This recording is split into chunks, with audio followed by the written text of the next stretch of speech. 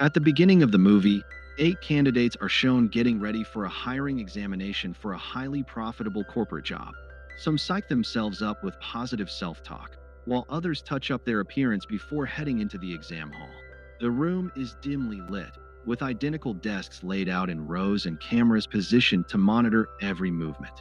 Once the 8 are seated, a guard with a gun enters, instantly making everyone tense.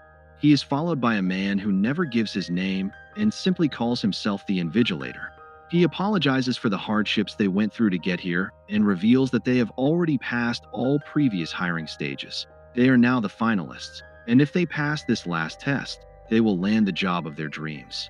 He explains the exam law. No federal law applies inside this room. Only the exam rules matter. They cannot speak to the guard or to him. If they spoil their paper in any way or leave the room for any reason, they are immediately disqualified. They have 80 minutes, and there is only one question on the paper in front of them. He asks if anyone has any questions. When no one responds, he wishes them luck, starts the timer, and leaves. The candidates flip their papers over and find them completely blank. Confused, they stare at each other as the minutes tick by. Growing anxious, Candidate 2 begins writing why she deserves the job on her sheet. A camera zooms in, and she is instantly disqualified for ruining her paper. She begs to stay, but the guard drags her out and locks the door. A little later, Candidate 5 notices that the rules only forbid speaking to the guard and invigilator, not to each other. He points this out and suggests they collaborate to figure out what the question is, then the answer. They agree they will have to work together. One man attempts to introduce himself, but 5 proposes nicknames instead, so no one reveals their true identity. The silent man becomes deaf. The men are dubbed brown, black, and white by race, and the women blonde, brunette, and dark by hair color.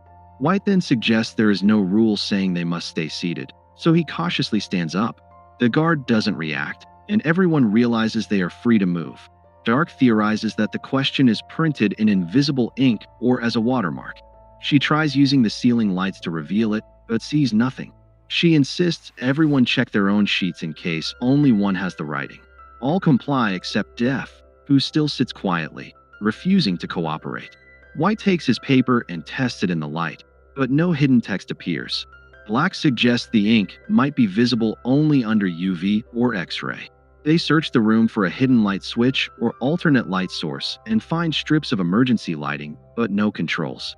Blonde discovers the strips can be triggered only by an emergency, so they vote whether to break the existing bulbs to plunge the room into darkness and force the backups on.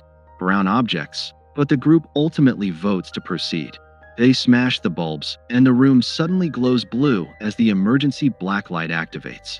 Everyone except Deaf scours their pages, but again finds nothing.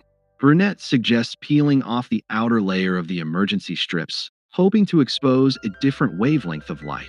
Using her heels, they crack the strips and reveal another kind of light, but this too fails to show any writing. With an hour left, frustration builds. White remembers they can freely experiment with Candidate 2's already disqualified paper. They crowd around her desk, shading and tracing the sheet with pencils, then tearing it into pieces to try different tricks. At one point, White even urinates on a fragment to see if moisture will activate the ink, but nothing works. Black and White argue heatedly, stopping only when Deaf suddenly breaks down crying and mutters in French about the paper reflecting their image. The others dismiss his ramblings and go back to brainstorming. Brown then suggests a darker theory. They are not in a real exam at all, but in a sadistic betting game. The company's board members, rich and bored, are supposedly watching them crack under pressure for entertainment. Dark scoffs, saying the board likely has better things to do, but Brown argues that at their wealth level risk is the only thrill left.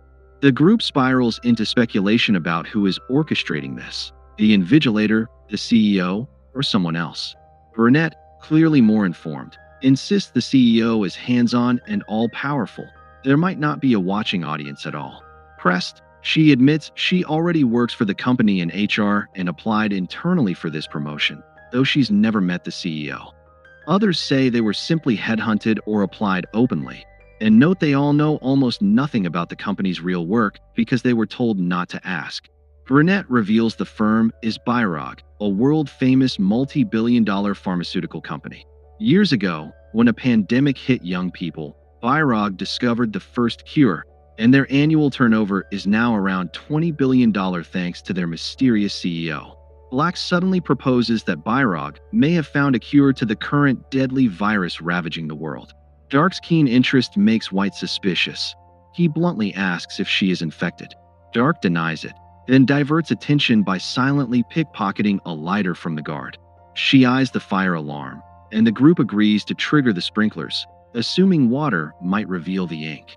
Dark climbs on a chair, but she can't reach, so White hands her a rolled paper, which she lights to set off the alarm. Water pours down, soaking everyone in their sheets, but the papers remain blank. As the guard approaches, Dark unfolds her paper to check, and realizes too late it is her own sheet. White has switched them, betraying her to reduce competition. She is dragged away cursing him.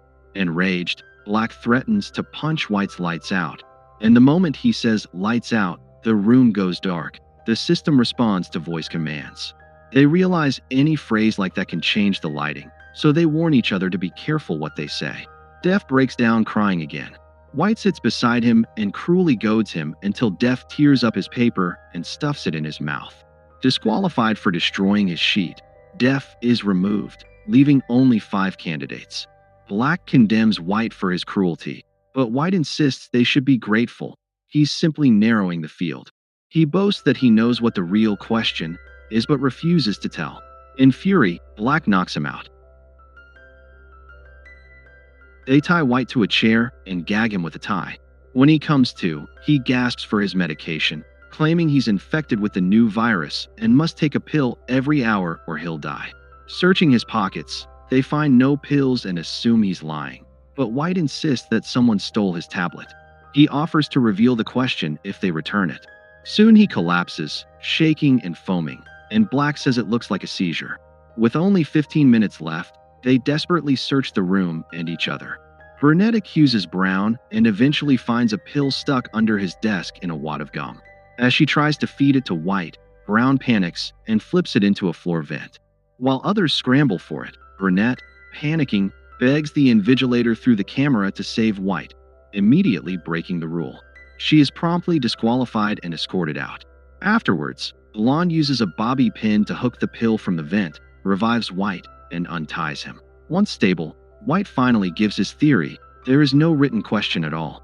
The answer is the candidates themselves. Whoever is left standing at the end is the answer and wins the job. The others start to believe him. White then lunges for the guard's gun. Black intercepts and briefly gains control, but the firearm has fingerprint security. White forces the guard to unlock it and points it at the others, ordering them to leave voluntarily, so he wins by default. Brown, terrified, obeys and walks out. Blonde slowly moves toward the door and steps outside, but calls "lights out" at the very last moment. In darkness, White fires blindly. When the lights return, Black lies motionless with a bullet wound, while Blonde is still barely inside the threshold. White turns the gun on her, but the countdown clock has stopped. Confident he's won, White approaches the camera and tells the invigilator he is the successful candidate. The guard shows him the display. 20 seconds remain. By speaking to the invigilator, White has violated the rules and disqualified himself. It's revealed that Def earlier tampered with the timer, tricking White into misjudging the end. Now only Blonde remains. She walks back into the room, picks up Def's fallen glasses, and looks at her sheet again. Through the lenses, she finally sees faint text. Question 1. At that moment, Def re-enters, revealing he is actually the CEO who sat the exam to observe them in person. Blonde steps up to him and answers, "No." The CEO and invigilator smile, recognizing she has solved the puzzle. They explain that the real question appeared at the very start when the invigilator asked, "Any questions?" And the test was to see who would truly pay attention and think to answer. The entire ordeal was designed to measure intelligence, perception, ethics, and behavior under pressure. They offer Blonde the job as the CEO's secretary. She initially refuses, not wanting to work for a company she thinks has allowed people to die.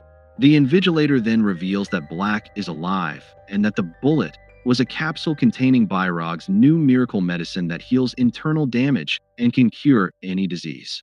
Realizing the company's true breakthrough and values, Blonde finally accepts. The movie ends with her shaking hands with the CEO, the sole candidate who passed the real exam.